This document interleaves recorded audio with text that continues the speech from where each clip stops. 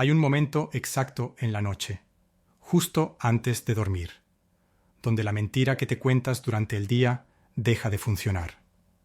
Te has pasado las últimas 12 horas siendo comprensivo, siendo paciente, siendo esa persona madura que espera, que no presiona, que entiende los tiempos del otro.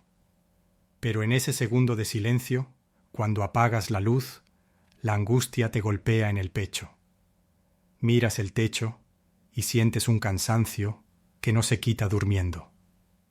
Es el agotamiento de estar audicionando constantemente para un papel en la vida de alguien que ni siquiera sabe si quiere contratarte.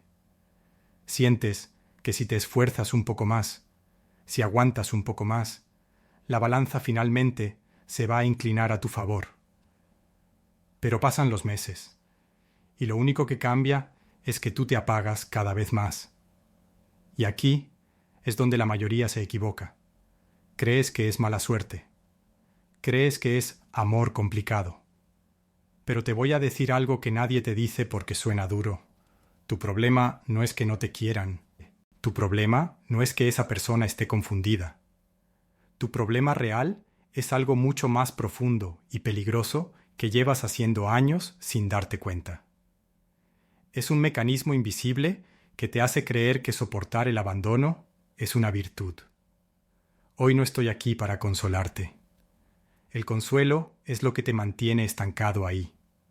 Estoy aquí para que entiendas por qué sigues esperando en una estación donde el tren nunca para. Yo soy Mauricio Ríos. Si estás listo para dejar de mentirte y empezar a reconstruirte, suscríbete al canal y quédate conmigo. Si tienes que preguntar, la respuesta suele ser no. Esa es la primera verdad incómoda con la que quiero empezar hoy. Vivimos en una época que ha romantizado la duda, que ha convertido la incertidumbre en una especie de juego de seducción. Pero tú y yo sabemos que, cuando apagas la luz por la noche, esa duda no se siente como un juego. Se siente como un peso en el pecho. Se siente como una ansiedad sorda que no te deja descansar. Si estás aquí escuchándome, es probable que lleves un tiempo viviendo en ese estado intermedio, en esa zona gris, donde no eres soltero, pero tampoco eres pareja, donde no estás solo, pero tampoco te sientes acompañado. Y lo que quiero decirte hoy no es para consolarte. No estoy aquí para decirte que tengas paciencia o que el amor todo lo puede. Estoy aquí para explicarte qué es lo que ocurre dentro de tu cabeza cuando decides quedarte en un lugar donde no te ofrecen una silla. Hay un patrón que veo constantemente en mi consulta, semana tras semana, año tras año. Personas inteligentes, capaces, funcionales en sus trabajos, que se desmoronan en el momento en que entran al terreno afectivo. No dicen, esta persona no me ama. Dicen, no sé qué está pasando. Viven interpretando señales. Se convierten en detectives de su propia relación. Analizan el tono de voz, el tiempo que tarda en llegar un mensaje, los silencios, las miradas. Buscan desesperadamente una certeza en el exterior porque carecen de estructura en el interior. Y quiero ser muy claro con esto. La duda constante no es una etapa del amor. La duda constante es un síntoma de negligencia, ya sea del otro hacia ti o de ti hacia ti mismo. Cuando uno necesita certeza, pero teme lo que esa certeza implicaría, entra en un estado de parálisis. Te dices a ti mismo que solo necesitas entender mejor lo que le pasa a la otra persona. Te dices que quizás tiene miedo al compromiso, que quizás tuvo una infancia difícil, que quizás está muy ocupado con su trabajo. Y todas esas cosas pueden ser ciertas. Pero ninguna de esas cosas cambia el hecho fundamental de tu realidad. Estás esperando. Y esperar es una posición de debilidad. Esperar es entregarle el control de tu tiempo y de tu estado emocional a alguien más. El problema real rara vez es la otra persona. La otra persona hace lo que hace. Es confusa, es ambivalente, entra y sale. El problema real es tu tolerancia. ¿Por qué has desarrollado una tolerancia tan alta a la ambigüedad? ¿En qué momento aprendiste que el amor es algo que se debe descifrar en lugar de algo que se debe construir? Muchas veces, esto viene de muy atrás. Viene de haber crecido en entornos donde el afecto era impredecible, donde tenías que ganarte la atención, donde ser bueno o comprensivo era la única moneda de cambio para recibir un poco de validación. Y ahora, como adulto, repites el patrón. Crees que si eres lo suficientemente paciente, lo suficientemente amable, lo suficientemente estable, la otra persona finalmente se dará cuenta de tu valor y te elegirá. Pero eso es una mentira. Es una mentira peligrosa. La tolerancia excesiva no te hace noble, te hace invisible. Cuando te adaptas a la falta de claridad para no perder el vínculo, estás firmando un contrato silencioso. Estás diciendo, acepto tus migajas porque me dan miedo el hambre. Y lo trágico es que, mientras más te adaptas, menos te respetan. Y no lo digo para ser cruel. Lo digo porque así funciona la psique humana. Nadie respeta lo que no tiene límites. Si tú no tienes un límite claro sobre cómo mereces ser tratado, nadie va a adivinarlo por ti. Aquí entra en juego uno de los mecanismos de defensa más potentes y dañinos que existen: la esperanza. Nos han enseñado que la esperanza es una virtud, que es lo último que se pierde. En mi experiencia clínica, la esperanza es a menudo lo primero que debería perderse para poder empezar a vivir en la realidad. La esperanza, en este contexto, actúa como una anestesia. Te permite aguantar hoy para no enfrentar la pérdida mañana. Prefieres la espera incierta al duelo concreto. Prefieres imaginar un futuro donde todo cambia, en lugar de mirar el presente donde nada se mueve. Te dices, si soy paciente, esto va a cambiar. Y pasan los meses. A veces pasan los años. Y tú sigues ahí, siendo la roca, siendo el apoyo incondicional, siendo esa persona que nunca exige nada porque tiene miedo de parecer intensa o demandante. Pero la esperanza te está robando la vida. Te mantiene en una sala de espera emocional. Y mientras esperas, la vida real sucede afuera. Oportunidades, crecimiento, tranquilidad. Todo eso pasa de largo porque tú estás ocupado manteniendo viva una ilusión. Tienes que preguntarte con brutal honestidad: ¿esperas porque amas o esperas porque no toleras el vacío? ¿Esperas porque ves un futuro real o esperas porque la idea de volver a estar solo y empezar de cero te aterra? Muchas veces llamamos amor a lo que en realidad es apego al dolor conocido. Es más fácil lidiar con la frustración de una relación a medias que lidiar con el silencio absoluto de una habitación vacía. Pero te aseguro que ese silencio es más honesto que cualquier promesa falsa que te estés contando. Y esto nos lleva a una distinción fundamental que muy pocos hacen: la diferencia entre sentimiento y disponibilidad. Es posible que esa persona te quiera. Es posible que sienta algo intenso por ti. Pero el amor, como sentimiento, no es suficiente para sostener una relación adulta. Se necesita estructura, se necesita disponibilidad emocional, se necesita la capacidad de estar presente, de comprometerse, de construir. Vemos a personas que confunden intensidad con presencia. Tienen encuentros apasionados, conversaciones profundas a las 3 de la mañana, momentos de conexión que parecen mágicos, y usan esos momentos como combustible para aguantar semanas de frialdad o indiferencia. Se dicen, me ama, solo que no sabe amar, o me ama, pero tiene miedo. Y yo te pregunto, ¿de qué te sirve un amor que no se traduce en actos? ¿De qué te sirve un amor que no te da seguridad? Si alguien te quiere, pero no puede estar contigo de la manera que necesitas, el resultado práctico es el mismo que si no te quisiera. El problema es que te vinculas con el potencial de la persona, no con la realidad de la persona. Te enamoras de lo que podrían ser si sanaran, si maduraran, si se dieran cuenta. Pero no estás en una relación con un potencial. Estás en una relación con un ser humano concreto, con sus limitaciones actuales. Y si esas limitaciones te hacen daño, tienes que dejar de intentar cambiarlas y empezar a tomar decisiones sobre tu propia ubicación. Hay un costo invisible en todo esto, un costo que no ves día a día, pero que se acumula como una deuda con intereses compuestos. Es el desgaste de tu autoestima. Y no me refiero a esa autoestima de mirarse al espejo y decirse cosas bonitas. Me refiero a la estructura interna de quién eres. Cuando pasas mucho tiempo tratando de convencer a alguien de que vales la pena, terminas convenciéndote a ti mismo de que tal vez no vales tanto. Te vuelves hipervigilante. Mides cada palabra que dices. Dejas de ser espontáneo.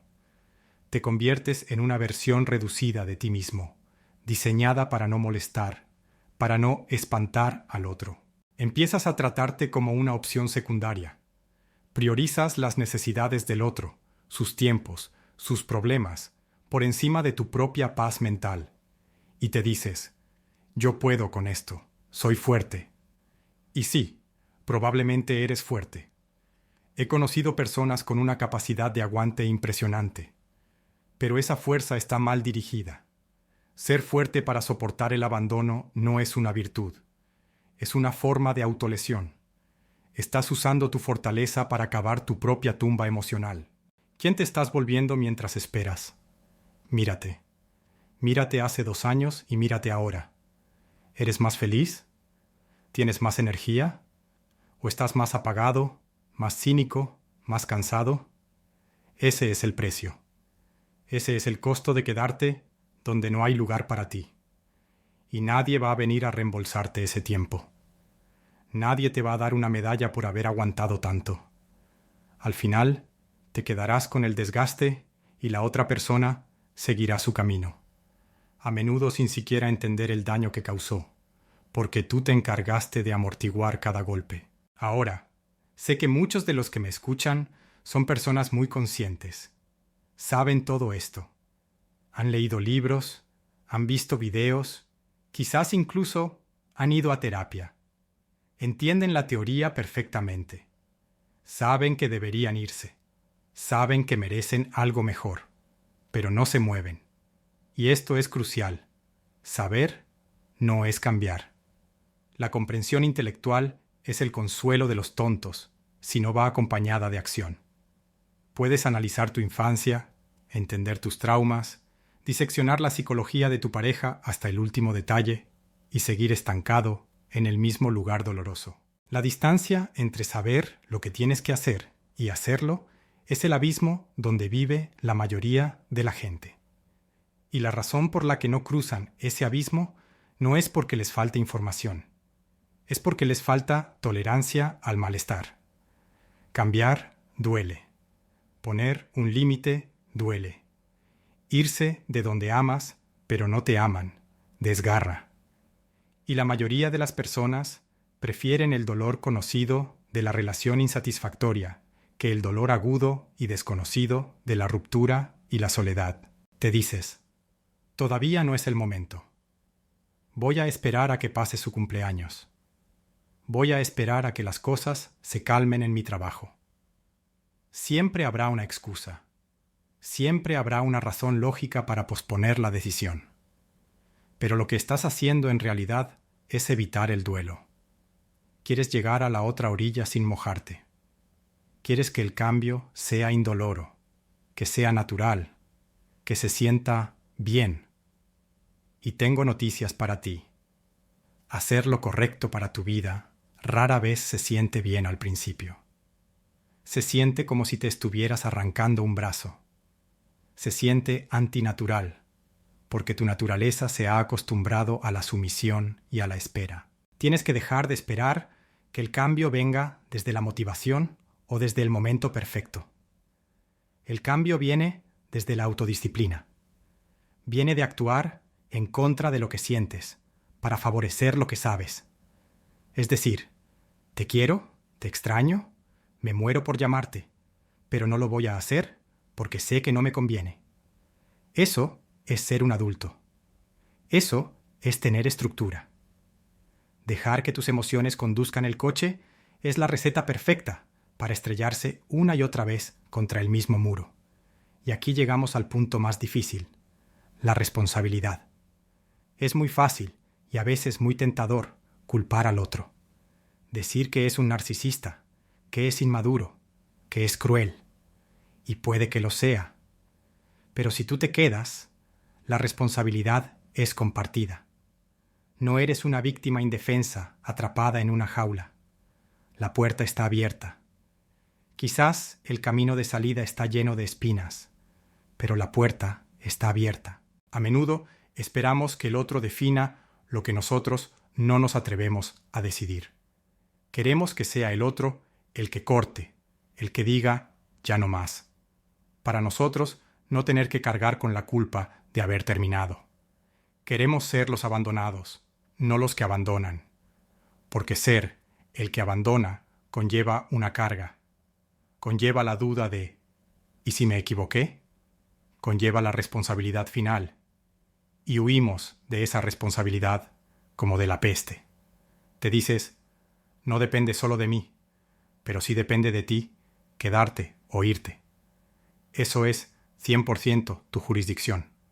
Nadie puede obligarte a permanecer en una situación que te denigra si tú no cooperas. Al ceder tu poder de decisión, al esperar que el otro cambie o que el otro decida, te estás infantilizando. Estás actuando como un niño que espera que sus padres arreglen el mundo. Pero tus padres no van a venir. Y esa persona no va a cambiar mágicamente para convertirse en quien tú necesitas. Si no decides tú, ¿quién lo está haciendo? Lo está haciendo tu miedo. Lo está haciendo tu inercia. Lo está haciendo tu trauma pasado. Pero no lo estás haciendo tú, el adulto racional que quiere una vida mejor. Recuperar tu poder significa asumir la culpa. Significa decir, yo elijo irme y asumo el dolor que eso conlleva y asumo la posibilidad de equivocarme, porque el precio de quedarme es demasiado alto. El cambio no es un evento heroico con música de fondo. El cambio es un proceso sucio, incómodo y solitario. Es levantarse cada mañana y decidir no enviar ese mensaje. Es morderse la lengua cuando quieres pedir explicaciones que sabes que no te van a dar. Es aguantar la ansiedad en el cuerpo sin buscar alivio en la fuente de tu dolor. Es aprender a sentarte con tu propia soledad y no salir corriendo. Mucha gente busca cerrar ciclos de manera limpia. Quieren una última conversación, una carta, un entendimiento mutuo. Quieren paz. Pero a veces la paz no se encuentra en el acuerdo, se encuentra en la retirada. A veces el cierre es simplemente dejar de participar. No necesitas que la otra persona entienda por qué te vas. No necesitas que valide tu dolor. Solo necesitas irte. La fantasía de que, cuando esté listo, dolerá menos, es solo eso, una fantasía. Nunca vas a estar listo para renunciar a lo que amas, aunque te haga daño. Tienes que hacerlo sin estar listo. Tienes que hacerlo con miedo. Tienes que hacerlo con el corazón roto. La autodisciplina emocional no es la ausencia de emociones. Es la capacidad de actuar a pesar de ellas. Cuando hablo de reconstrucción personal, no hablo de poner parches. Hablo de cimientos. Hablo de construir una identidad que no dependa de si alguien te contesta el teléfono o no. Hablo de llegar a un punto donde tu estabilidad interna sea innegociable. Y para llegar ahí, tienes que atravesar el desierto. Tienes que pasar por el periodo de abstinencia. Tienes que enfrentarte a todos esos demonios que has estado evitando mediante la relación. Tu miedo a no ser suficiente, tu miedo a la soledad, tu necesidad de aprobación. La soledad, cuando se elige como un espacio de reconstrucción, deja de ser un castigo. Se convierte en una forja. Es en el silencio donde aprendes quién eres realmente, no quién eres en función de otro. Es donde aprendes a validarte a ti mismo, no con afirmaciones positivas frente al espejo, sino con actos de respeto propio. Cada vez que dices no a algo que te hace daño, estás poniendo un ladrillo en esa estructura. Cada vez que eliges tu bienestar a largo plazo sobre tu alivio inmediato, te estás volviendo más fuerte. No te voy a mentir. Al principio, se siente frío, se siente vacío. Extrañarás el caos. Extrañarás la adrenalina de la incertidumbre. Porque el drama es adictivo. La paz, al principio, parece aburrimiento. Pero con el tiempo, si mantienes la disciplina, algo cambia. Empiezas a valorar tu tranquilidad por encima de cualquier emoción barata. Empiezas a detectar a las personas ambivalentes a kilómetros de distancia y ya no te atraen, te repelen. Dejas de ser un mendigo emocional y te conviertes en alguien que selecciona quién entra y quién sale de su vida. Pero para eso, tienes que estar dispuesto a perder. Tienes que estar dispuesto a perder la ilusión de lo que esa relación podría haber sido. Tienes que soltar la fantasía para poder agarrar la realidad. Y la realidad es que nadie te va a salvar. Nadie va a venir a arreglarte el corazón. Nadie va a venir a darte el valor que tú no te das. Y eso, aunque suene aterrador, es la noticia más liberadora que vas a recibir. Porque si nadie va a venir, significa que el control es tuyo. Significa que no tienes que esperar permiso. Significa que puedes levantarte hoy, ahora mismo, y decidir que se acabó la espera, que se acabaron las excusas, que vas a empezar a actuar como la persona que quieres ser, no como la persona rota que te has acostumbrado a ser. No te prometo que serás feliz mañana. Te prometo que, si te respetas, dejarás de despreciarte. Y ese es el primer paso real hacia cualquier tipo de vida que valga la pena vivir. La pregunta no es si ellos van a cambiar. La pregunta es, ¿hasta cuándo vas a esperar para empezar a vivir tu propia vida? La puerta está abierta. Solo tienes que tener el coraje de cruzarla y no mirar atrás.